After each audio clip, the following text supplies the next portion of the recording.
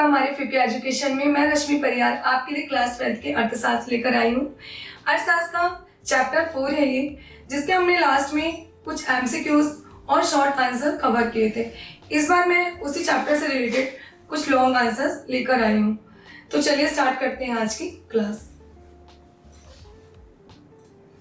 तो हमारा first question है, पूर्ण प्रतिस्पर्धा क्या है, इसके लक्षण की व्याख्या करना है। अभी हमने शॉर्ट जब हमने क्वेश्चन आंसर किए थे उसमें भी हमने ये क्वेश्चन देखे थे, पर बहुत शॉर्ट में देखा था थोड़ा सा। अब हम इनको ये देखेंगे कि अगर हम हमारे सामने ये क्वेश्चन लॉन्ग में आएंगे तो हम उनको कैसे लिखेंगे, कैसे अपनी कॉपी में एक्सप्लेन करेंगे। ठीक है, तो पूर्ण प्रतिस्पर्धा एक आदर्श बाजार संरचना है जहाँ अनेक विक्रेता और क्रेता होते हैं। जैसा कि मैंने आपको बताया था, अगर आपने लास्ट वीडियो इसका देखा होगा तो, कि पूर्ण प्रतिस्पर्धा एक आदर्श बाजार संरचना है। ठीक है, जहाँ पर क्या होता है कि क्रेता और विक्रेता होते हैं, दोनों होते हैं, बड़ी संख्या में होते हैं, ज्यादा होते हैं। ठीक है, तो विक्रेता भी बड़ी संख्या में होते हैं और क्रेता भी। और किसी भी विक्रेता या क्रेता के पास मूल्य पर नियंत्रण करने की शक्ति नहीं होती। मतलब कोई भी विक्रेता या क्रेता ऐसा नहीं कर सकता कि उसके पास इतनी शक्ति नहीं होती कि मूल्य को वो नियंत्रित कर सके। ठीक है, तो मूल्य पर जो नियंत्रण होता है, करना है, नियंत्रण करने की शक्ति वो किसी भी क्रेता और विक्रेता के पास नहीं होती है। विक्रेता मतलब बेचने वाला और क्रेता मतलब खरीदने वाला। ठीक है, अब पूर्ण प्रतिस्पर्धा के लक्षण क्या है कि अनेक विक्रेता और क्रेता होते हैं। लक्षण में आपने पहले भी देखा है, विशेषताओं में भी आप लिखेंगे, लक्षण में भी यही लिखेंगे कि अनेक विक्रेता और क्रेता होते हैं। बाजार में बहुत सारे विक्रेता और क्रेता होते हैं, जिसमें एक विक्रेता या क्रेता की शक्ति बाजार मूल्य पर कोई प्रभाव नहीं डालती है। देखिए, बाजार में क्या होता है कि क्रेता भी बहुत होते हैं, विक्रेता भी बहुत होते हैं, और जिससे एक विक्रेता या क्रेता की शक्ति जो है वो बाजार मूल्य पर कोई प्रभाव नहीं डालती है। ठीक है, और समरूप वस्तुएं, पहला हमारा था कि अनेक विक्रेता होते हैं, क्रेता है ना। यहाँ पे ये कि भाई बड़ी संख्या में होते हैं, तो उससे रिलेटेड है कि भाई ज्यादा संख्या में क्रेता भी होते हैं और विक्रेता भी होते हैं, और किसी की भी शक्ति मूल्य पर प्रभाव नहीं डाल सकती। दूसरा है कि सभी विक्रेता एक जैसे समरूप वस्तुओं को ही बेचते हैं, सजातीय वस्तुओं को बेचते हैं, समरूप वस्तुओं को बेचते हैं। दोनों का एक ही मतलब है, एक समान वस्तु। ठीक है, सजातीय एक समान वस्तु मतलब वही कि जैसे अगर मान लीजिए कि मार्केट है और आप गए हैं कुछ सामान लेने, एक दुकान पे नहीं मिल रहा तो आपको वही सामान दूसरी दुकान में मिलेगा, दूसरी में नहीं मिल रहा तो आप तीसरी में जा सकते हैं। ऐसे करके आप बहुत सारी दुकान में एक ही सामान को लेने के लिए जा सकते हैं। अगर आपको वो सामान उस दुकान में नहीं पसंद आ रहा है या फिर उसका मूल्य ज्यादा लग रहा है, तो जिससे उपभोक्ता को किसी विशेष विक्रेता से वस्तु खरीदने में कोई अंतर नहीं पड़ता है। ठीक है, एक समान वस्तुएं होती हैं, सजातीय वस्तुएं होती हैं, समरूप होती है, दोनों का मतलब एक ही होता है, जिससे उपभोक्ता को किसी विशेष विक्रेता से वस्तु खरीदने में कोई अंतर नहीं पड़ता है। उसके लिए सब बराबर है भाई, कि मतलब कहीं भी वो जाके अपनी मर्जी से खरीद सकता है या बेच सकता है। विक्रेता को भी कोई फर्क नहीं पड़ता और क्रेता को भी कोई फर्क नहीं पड़ता है। ठीक है, अगर एक क्रेता ने नहीं खरीदा दूसरा आगे खरीद लेगा। ठीक है, और क्रेता को ऐसा है तो वो एक दुकान से ना खरीद के दूसरी दुकान से खरीद सकता है। ठीक है, तो यहाँ पे अनेक विक्रेता भी होते हैं, क्रेता भी होते हैं, समरूप वस्तुएं भी होती हैं या सजातीय वस्तुएं कह दीजिए। दूसरा है स्वतंत्र प्रविष्टि और निकास, है ना। प्रविष्टि का मतलब यहीं पे क्या है, प्रवेश, है ना, एंटर करना। तो मार्केट में एंटर जो होता है, प्रविष्टि करना, प्रवेश करना, निकास करना, बहिर्गमन करना, बाहर जाना, इसका मतलब एक ही होता है। ठीक है, जैसे बहिर्गमन भी मैं लिख रही हूँ, तो आप देखें, अगर आपके सामने कभी ऐसे वर्ड आते हैं तो आपको मतलब समझना है कि प्रविष्टि, प्रवेश और निकास दोनों कैसे होते हैं, स्वतंत्र होते हैं। कोई जब भी अपनी मर्जी से आ सकते हैं मार्केट में, वो जा सकते हैं। बाजार में नए विक्रेता आसानी से प्रवेश कर सकते हैं। कोई भी नया विक्रेता बाजार में अपनी वस्तु बेचने के लिए आसानी से आ सकता है, कोई उस पर प्रतिबंध नहीं है। ठीक है, और घाटे में रहने वाले विक्रेता बाजार से छोड़ भी सकते हैं। मान लीजिए किसी को बहुत बड़ा नुकसान हो गया उसको अपनी शॉप में, है ना, तो वो अपनी या तो वस्तु नहीं बेच पाया तो उसको हानि हो रही है, तो वो क्या कर सकता है कि मार्केट छोड़ भी सकता है, कोई प्रतिबंध नहीं है। वो स्वतंत्र पूर्वक आ भी सकता है मार्केट में और जा भी सकता है। मतलब कि प्रविष्टि और निकास स्वतंत्र है, वो अपनी मर्जी से आए, अगर उसको लाभ मिल रहा है तो वो मार्केट में रहे और अगर उसको हानि मिल रही है, उसको नहीं करना है, तो विक्रेता मार्केट से बाहर भी जा सकता है, मार्केट छोड़ भी सकते हैं। पूर्ण जानकारी की बात हो रही है। सभी क्रेता और विक्रेता जो है बाजार की स्थितियों, कीमतों और उत्पादों की गुणवत्ता के बारे में पूरी जानकारी होती है। चाहे वो क्रेता हो और चाहे विक्रेता हो, चाहे खरीदने वाला हो या बेचने वाला, दोनों को बाजार की जो स्थिति है कि बाजार में क्या स्थिति है, ठीक है, कौन सा सामान कैसा है, कीमत कितनी है, उत्पाद की गुणवत्ता क्या है, उत्पाद में क्या क्वालिटी है ना, उसके बारे में उसको पूरी जानकारी होती है। मूल्य पर नियंत्रण का अभाव। विक्रेता और क्रेता दोनों बाजार मूल्य को स्वीकार करते हैं, ठीक है।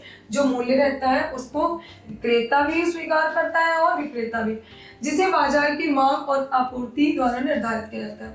जिसे बाजार में जो मांग होती है, डिमांड कितनी है, सप्लाई कितनी है, उसके द्वारा निर्धारित किया जाता है, ठीक है। तो मूल्य पर नियंत्रण का क्या रहता है, अभाव रहता है, अभाव। क्रेता और विक्रेता दोनों बाजार मूल्य को क्या करते हैं, स्वीकार करते हैं, और जिसे बाजार में मांग और पूर्ति द्वारा, कि भाई वस्तु की डिमांड कितनी है और सप्लाई कितनी है, उसके हिसाब से ही मूल्य को तय किया जाता है, ठीक है। कि अगर मांग ज्यादा है तो उस वस्तु का प्राइस भी बढ़ा दिया जाता है कि भाई इसकी डिमांड तो बहुत ज्यादा है, और अगर किसी वस्तु की आपूर्ति ज्यादा हो जाती है तो उसका प्राइस अपने आप घट जाता है या फिर घटा दिया जाता है, क्योंकि उसकी आपूर्ति बहुत ज्यादा हो जाती है मार्केट में। तो फिर लोग बाग उसको भाई क्या करेंगे कि आपूर्ति ज्यादा हो गई, सामान बहुत ज्यादा हो गया है ना। इसलिए तो बाजार की मांग और आपूर्ति जो है, जो बाजार की मांग और आपूर्ति द्वारा निर्धारित किया जाता है मूल्य को, है ना। डिमांड और सप्लाई पर ही मूल्य टिका होता है, तो वो मूल्य जो है स्वीकार करते हैं बाजार की मांग और आपूर्ति द्वारा निर्धारित होता है। पूर्ण प्रतिस्पर्धा में मांग वक्र।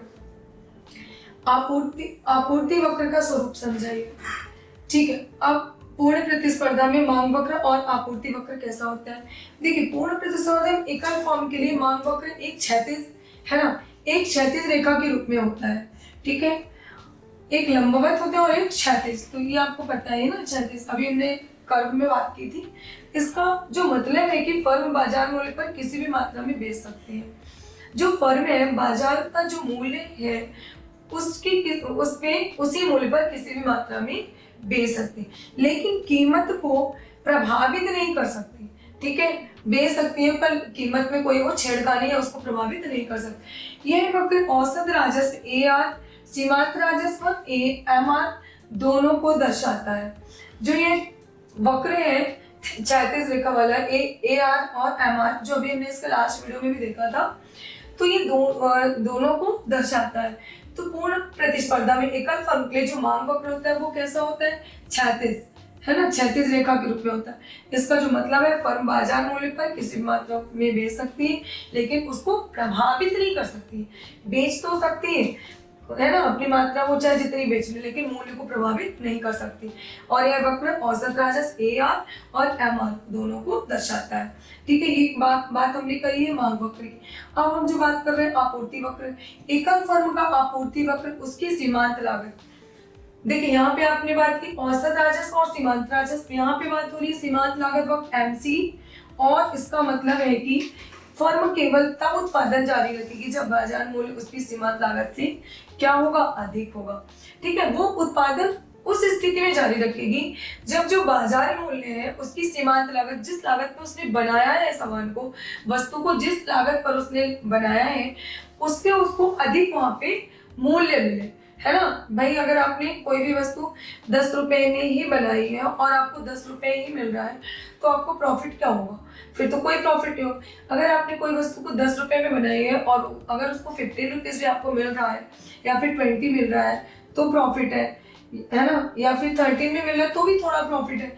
लेकिन अगर सेम प्राइस मिल रहा है जिसमें जितना आपने बनाया उतने में अगर आप बेच रहे हो तो आपको कोई प्रॉफिट नहीं हो रहा, तो ऐसे में आप फिर उस वस्तु का उत्पादन क्यों करेंगे। तो यहाँ पे बात करें कि वो उत्पादन जारी रखेगा, उत्पादन को कंटिन्यू करेगा अगर उसका जो सीमांत लागत से जो मूल्य जो है अधिक होगा तब, ठीक है। तो यहाँ पे ये ध्यान रखना है कि MC जो है वो सीमांत लागत से, जो MC से जो है मूल्य क्या होना चाहिए, ज्यादा होना चाहिए। अब यहाँ पे बात हो रही है दीर्घकाल और अल्पकाल में पूर्ण प्रतिस्पर्धा की स्थिति का वर्णन करना है।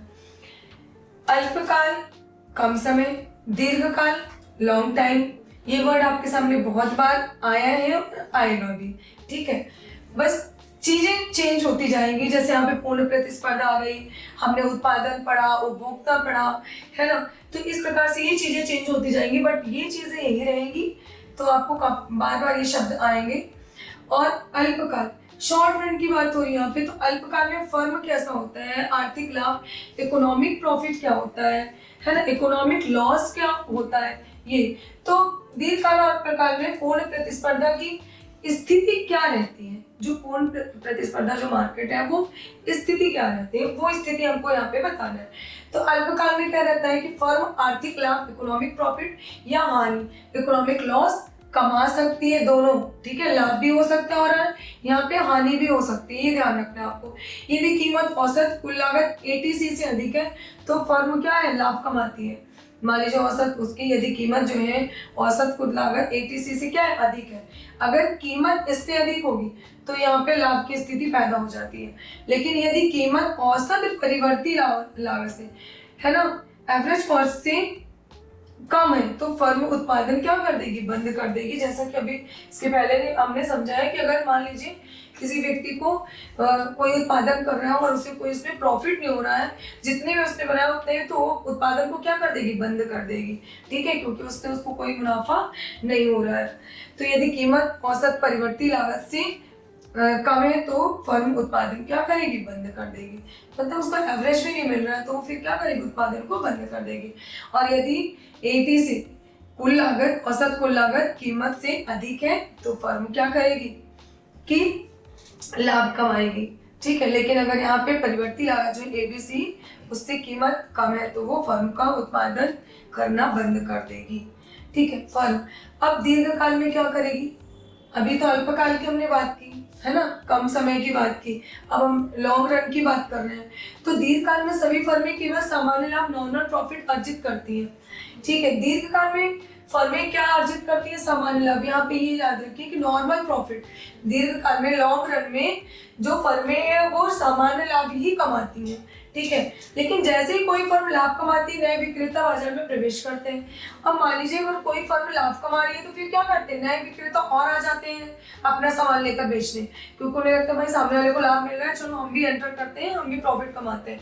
और जब नए विक्रेता मार्केट में एंटर करते हैं तो सामान की आपूर्ति बढ़ जाती है, सामान ज्यादा आ जाता है मार्केट में, तो इससे क्या होता है, कीमत क्या हो जाती है, घट जाती है, ठीक है।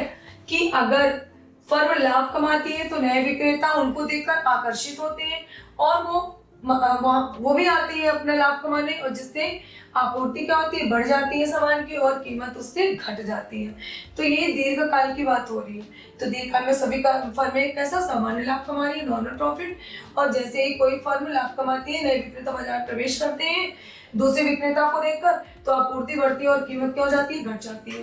दीर्घकाल में सभी फर्में उस स्थिति में पहुंचती है जहां उनकी औसत कुल लागत ATC और सीमांत लागत MC समान होती है और कोई लाभ या हानि नहीं मिलता। मतलब इस स्थिति में उन्हें ना तो लाभ मिलता और ना ही हानि मिलती है। तो दीर्घकाल में सभी फर्में उस स्थिति में भी पहुंचती है जहां उनकी औसत कुल लागत ATC जो इसका है शॉर्ट नेम है, ATC और सीमांत लागत का MC है, ठीक है। तो समान होती है, एक समान होती है और यहाँ पे ना उनको कोई लाभ मिलता और ना ही हानि मिलती है, ठीक है। अब हमारा पूर्ण प्रतिस्पर्धा के लाभ और सीमाओं का वर्णन कर कीजिए। देखिए पूर्ण प्रतिस्पर्धा के लाभ क्या है और इनकी सीमाएं क्या होती है, इनको हमको बताना है कि लाभ क्या मिलता है। लाभ है एडवांटेज, ठीक है। तो पहले हम देखते हैं इनके एडवांटेज क्या है। पहला है संसाधनों का कुशलतम उपयोग, उत्पादन लागत न्यूनतम होती है, संसाधनों का उपयोग अधिकतम होता है। संसाधनों का कुशलतम उपयोग करने से क्या होता है कि उत्पादन लागत तो क्या होती है, न्यूनतम रहती है, लेकिन जो संसाधनों का उपयोग होता है वो क्या होता है, अधिकतम रूप से होता है ना। लेकिन सेकंड है उपभोक्ता कल्याण, उपभोक्ता वस्तुओं की कम कीमतों पर मिलती है, उपभोक्ताओं को कम कीमतों पर वस्तुएं, मतलब उनको जो वस्तुएं मिलती हैं वो कम प्राइस पे मिलती हैं, ठीक है। पहले भी हमने देखा कि संसाधनों का कुशलतम उपयोग होता है कि लागत न्यूनतम होती है लेकिन संसाधनों का उपयोग क्या होता है, अधिकतम होता है। इसी प्रकार हमने दूसरे में देखा कि उपभोक्ता के कल्याण की बात हो रही है कि उपभोक्ताओं को कम कीमत पर वस्तुएं मिलती, तो इसमें क्या हो गया, उपभोक्ताओं का कल्याण हो गया, क्योंकि उनको वस्तुएं कैसे मिल गई, कम प्राइस में मिल गई। ठीक है, ये देखिए। फिर है मूल्य स्थिरता, बाजार की स्वाभाविक प्रक्रिया के द्वारा कीमतें स्थिर रहती हैं। कीमतें कैसे रहती है, स्थिर रहती है, उनमें कोई बदलाव नहीं आता, प्राइस स्थिर रहता है, फिक्स रहता है और संतुलन स्थापित होता है। तो मूल्य स्थिरता में क्या हो रहा है कि बाजार की जो स्वाभाविक प्रक्रिया है, स्वाभाविक रूप से जो हो रहा है, तो उनकी जो कीमतें रहती है वो कैसी रहती है, स्थिर रहती है, में कोई बदलाव नहीं होता और संतुलन की स्थिति इस वहां पे पैदा हो जाती है, संतुलन स्थापित हो जाता है। ठीक है, नेक्स्ट देखते हैं। पूर्ण प्रतिस्पर्धा से नवाचार, फर्में उत्पादन की गुणवत्ता में सुधार और लागत घटाने का प्रयास करती हैं। अब प्रतिस्पर्धा में नवाचार कैसे होते हैं कि फर्में जो उत्पादन की गुणवत्ता है उसमें और सुधार करने लगती है और लागत घटाने का प्रयास करती है कि हमारी गुणवत्ता तो बढ़े लेकिन लागत क्या होगा, कम लगे। ठीक है, उसके उत्पादन की गुणवत्ता में हम सुधार लाए लेकिन हमारी जो लागत है वो घटे, वो कम हो। अब इसकी लिमिटेशन क्या है, सीमाएं हम देख लेते हैं कि सैद्धांतिक अवधारणा, वास्तविक जीवन में पूर्ण प्रतिस्पर्धा की स्थिति प्राप्त करना मुश्किल होता है क्योंकि सभी लक्षणों का पालन करना संभव नहीं। अब हम बात देखिए, हर चीज के अंदर कुछ गुण होते हैं लेकिन उसके दोष भी होते हैं। ठीक है, सभी चीजों में ऐसा होता है और हम सब में भी ऐसा होता है, गुण भी है और दोष भी है। तो देखिए सीमाएं क्या है, सैद्धांतिक अवधारणा है कि वास्तविक जीवन में पूर्ण प्रतिस्पर्धा की स्थिति प्राप्त करना क्या होता है, मुश्किल होता है। जो अपन बात तो कर रहे हैं लेकिन एक्चुअल में ऐसा होता नहीं है क्योंकि सभी लक्षणों का पालन सब लोग नहीं कर सकते और नहीं हो पाएगा ऐसा, तो ये संभव नहीं है।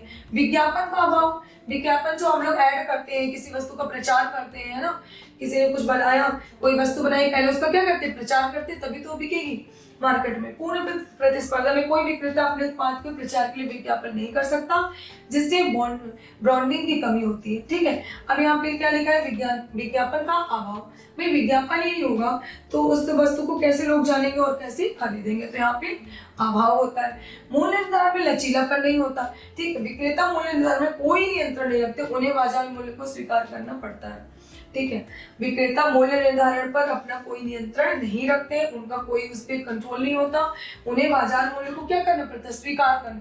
जो बाजार ने मूल्य को तय किया है उसको स्वीकार करना पड़ता है, उस पर विक्रेता का कोई नियंत्रण नहीं होता है। तो लचीलापन नहीं है, लचीलापन मतलब जो बदल दिया हम किसी चीज को अपने अनुसार अकॉर्डिंग, तो इसमें लचीलापन नहीं है।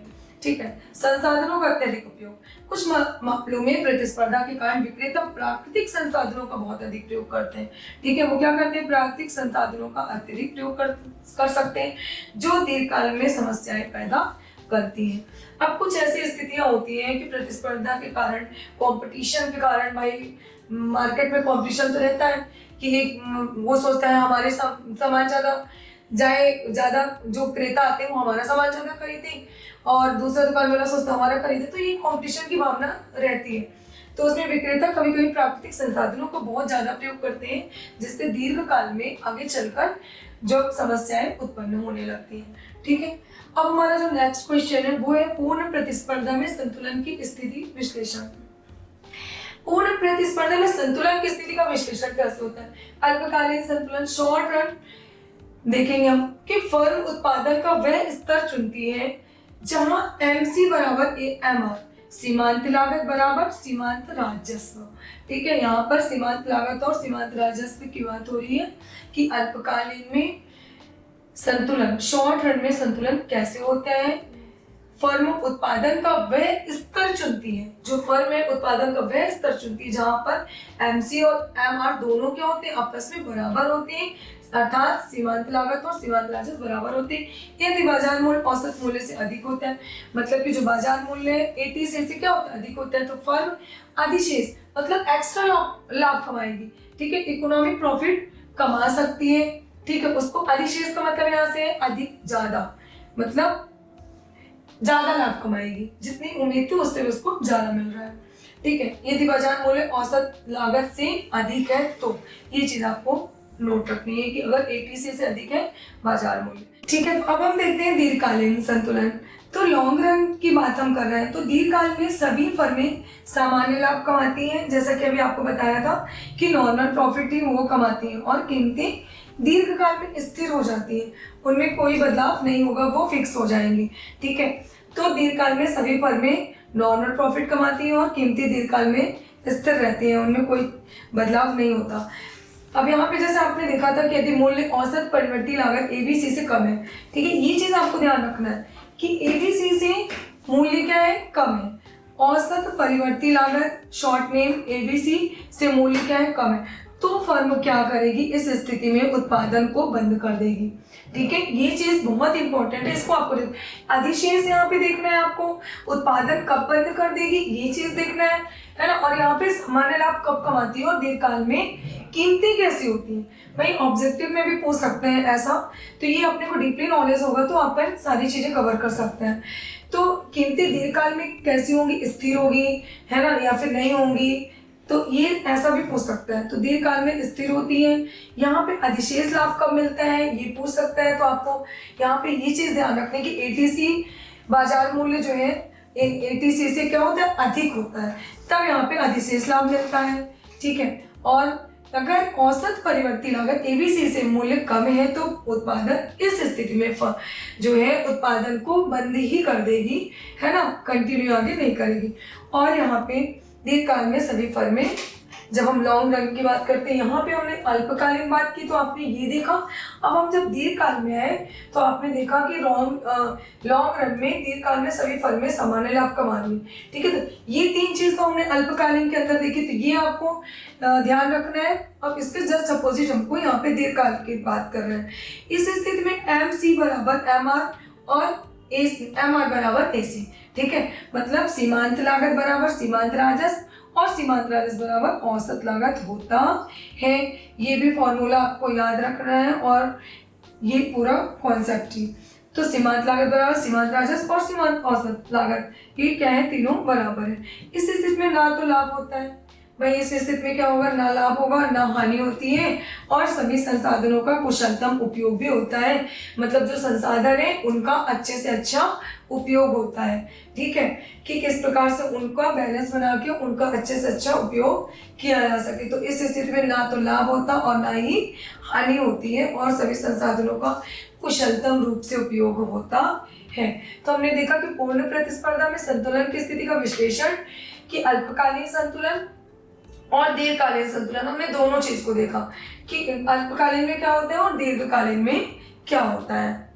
ठीक है, अब हम देख रहे हैं कि मांग और आपूर्ति का वक्र जो है, डिमांड कर्व कैसा होता है। मांग का वक्र एक ऐसा ग्राफ होता है जो ये दिखाता है कि किसी वस्तु की जो मांग है, क्वांटिटी डिमांड, उसके मूल्य प्राइस के आधार पर कैसे बदलती है ना। जैसा कि हमने बात की थी कि भाई किसी वस्तु का जो मांग वक्र है वो एक ऐसा ग्राफ हमें दिखाता है जो यह बताता है कि जो वस्तु की मांग है, क्वांटिटी, उसके मूल्य प्राइस के आधार पर कैसे, मतलब अगर मान लीजिए किसी वस्तु की मांग बढ़ी है तो उसका मूल्य तो क्या होता है, अगर किसी वस्तु की डिमांड ज्यादा हो रही है तो उसका प्राइस भी बढ़ा दिया जाता है।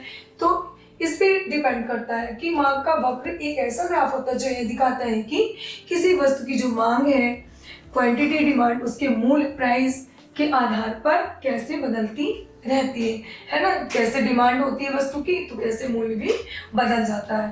अब जो मांग वक्र की विशेषताएं, नकारात्मक ढलान, ठीक है, ये आपको देखना है कि नकारात्मक ढलान, ठीक है, डाउनवर्ड स्लोपिंग, ओके। तो यहाँ पे मांग वक्र नीचे की ओर ढलता है, डाउन की बात हो रही है ना, तो यहाँ पे मांग वक्र जो होता है कैसे होता है, नीचे की ओर होता है ना। और इसके बाद जो है, क्योंकि मूल्य घटने पर वस्तु की मांग क्या होती है, बढ़ जाती है।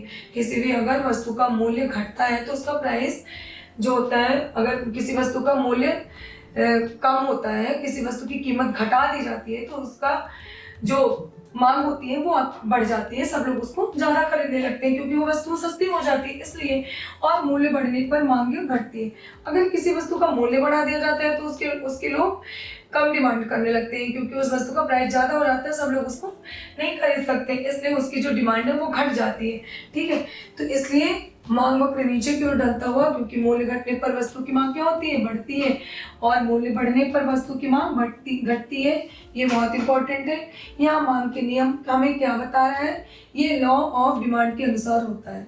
ठीक है, अब ये जो हो रहे हैं, मूल्य घटने पर वस्तु की मांग बढ़ती है और मूल्य बढ़ने पर वस्तु की मांग घटती है, तो होता कैसा है, ये दूसरे पॉइंट में हम इसको बता रहे हैं। पहले पॉइंट में तो हमने ये बता दिया कि मूल्य बढ़ता है तो वस्तु की मांग क्या होती है, कि घट जाती है, और अगर वस्तु की मूल्य घटता है तो मांग उसकी बढ़ जाती है। पर हम सेकंड पॉइंट में हम क्या बता रहे हैं कि होता क्यों है, ये मांग के नियम के अनुसार होता है। ठीक है, लॉ ऑफ डिमांड।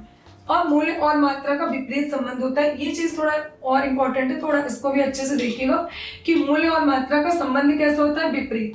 देखिए, मूल्य बढ़ने पर मांग घटती है। मूल्य वस्तु का, यहाँ पे देखिए, वस्तु का अगर मूल्य बढ़ रहा है, ठीक है, यहाँ पे मूल्य बढ़ रहा है तो मांग क्या हो जाती है, घट जाती है।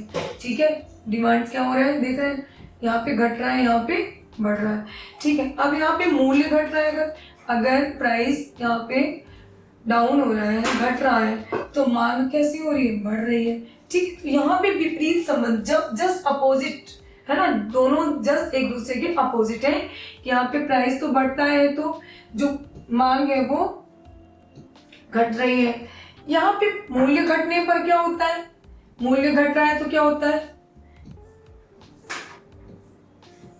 यहाँ पे आपने देखा कि अगर प्राइस बढ़ रहा है तो मूल्य क्या हो गया, यहाँ पे लोग कम खरीदने लगे।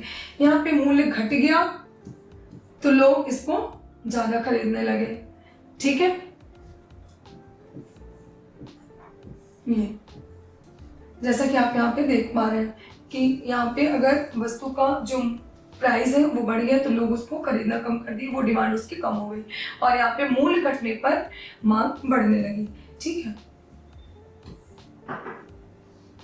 अब उदाहरण के लिए अगर आप देखें तो यदि एक वस्तु की कीमत 10 रुपए है और उसकी मांग 100 यूनिट है, एक वस्तु की जो कीमत है वो 10 रुपए है और उसकी मांग 100 यूनिट है, लेकिन जब कीमत 5 हो जाती है तो मांग बढ़कर 150 यूनिट हो जाती है। ठीक है, यहाँ से आपको एकदम सीधा सा फर्क समझ में आ रहा है कि अगर वस्तु की कीमत 10 है तो उसकी मांग कितनी, 100 यूनिट, लेकिन अगर वस्तु की कीमत और घट गई, 5 हो गई, तो मांग बढ़कर सीधा 150 यूनिट हो जाती है। ठीक है, तो यहाँ पे जो कॉन्सेप्ट है मूल्य और मात्रा का, तो अगर पूछा जाए मूल्य और मात्रा का संबंध कैसा होता है, विपरीत होता है। विपरीत कैसे होता है, ऐसे होता है कि मूल्य बढ़ने पर मांग जो है घटती है और मूल्य घटने पर मांग जो है बढ़ती है। तो कैसा लगा ये आज का हमारा वीडियो? अगर वीडियो अच्छा लगा हो तो हमारे फ्यूकी एजुकेशन में जाकर आप वीडियो को लाइक, शेयर एंड सब्सक्राइब कर सकते हैं, और आगे भी ऐसे हम आपके लिए वीडियो लाते रहेंगे, तो बने रहिए फ्यूकी एजुकेशन के साथ। Thank you.